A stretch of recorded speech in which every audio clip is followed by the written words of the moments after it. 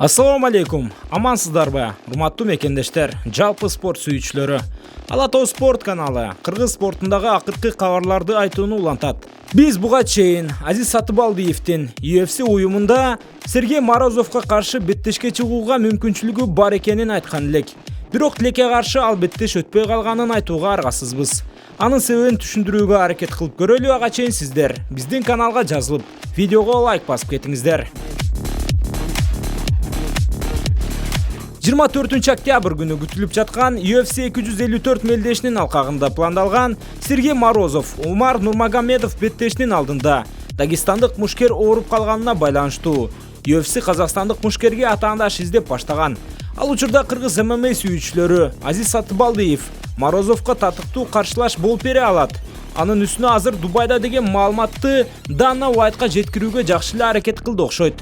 Бирок кече казакстандык мушкер расмий маалымат калтырып, бул мелдеште атаандаш табылбай калгандыгына байланыштуу беттешпей калганын айтты. Бул жолу казак ММА сүйүүчүлөрү менен кошо кыргыз үйөрмандары да башын кармоого аргасыз. Себеби Азиз Сатыбалдиев да UFC'деги дебютун жасай алган жок.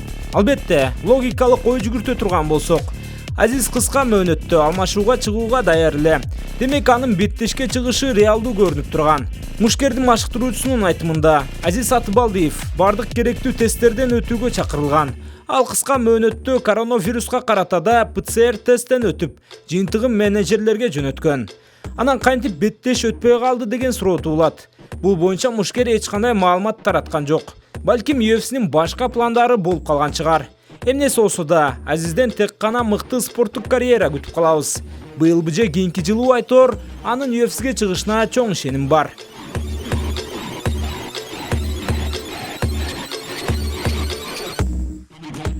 Достор, бизди колдоо максатында каналга жазылып, видеого лайк баса кетиңиздер. Буйруса кыргыз спорт кабарларын бат-бат айтып турууга аракетибизди көрөбүз.